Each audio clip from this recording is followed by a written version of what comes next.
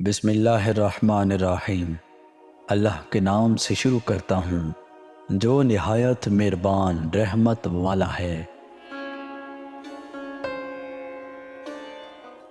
کہا جاتا ہے کہ کسی بادشاہ نے ایک قیدی کے قتل کا حکم دیا۔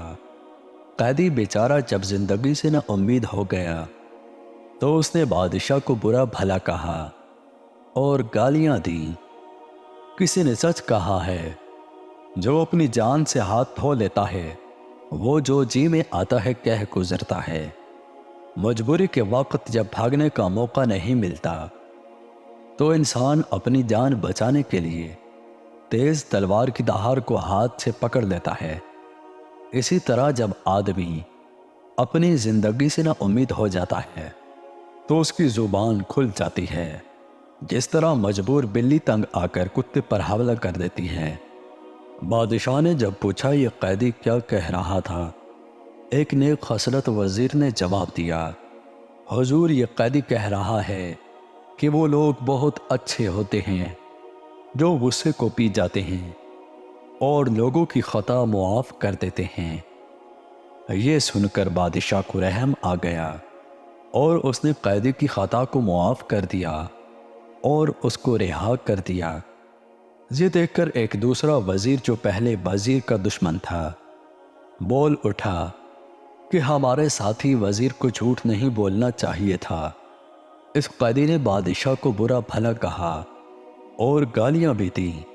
بادشاہ اس کی بات سن کر بہت ناراض ہوا اور کہا کہ پہلے وزیر کی جھوٹی بات تمہاری سچی بات سے مجھے زیادہ پسند آئی، کیونکہ وہ اس موقع پر مناسب تھی، اور تم نے جو سچی بات بتائی وہ مناسب نہ تھی اور تم نے بری نیت سے کہی تھی۔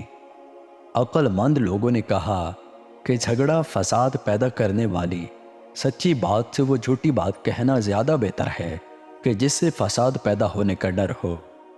بادشاہ جس شخص کا کہنا مانتا ہو اس کو چاہیے کہ مناسب بات کرے۔ ایران کے بادشاہ فریدوں نے اپنے محل کے دروازے پر یہ تحریر لکھوائی تھی، اے بھائی یہ دنیا کسی کا ساتھ نہیں دیتی، تم اپنے دل میں صرف اللہ کی محبت کو جگہ دو، دنیا کی جائیداد پر ہرگز بھروسہ نہ کرو۔ اس دنیا نے تم جیسے بہت لوگوں کو پالا پوسا اور بڑا کیا اور مار ڈالا۔ جب انسان کی عمر ختم ہونے کا وقت آتا ہے اور جان بدن سے نکلنے لگتی ہے تو اس وقت چاہے شاہی تخت پر دم نکلے چاہے خالی زمین پر برابر ہے، کیونکہ آخر میں سب مٹی میں مل جاتے ہیں۔ اللہ عز و جل ہمیں ہدایت نصیب فرمائے اور ہمارا ایمان پر خاتمہ فرمائے، آمین۔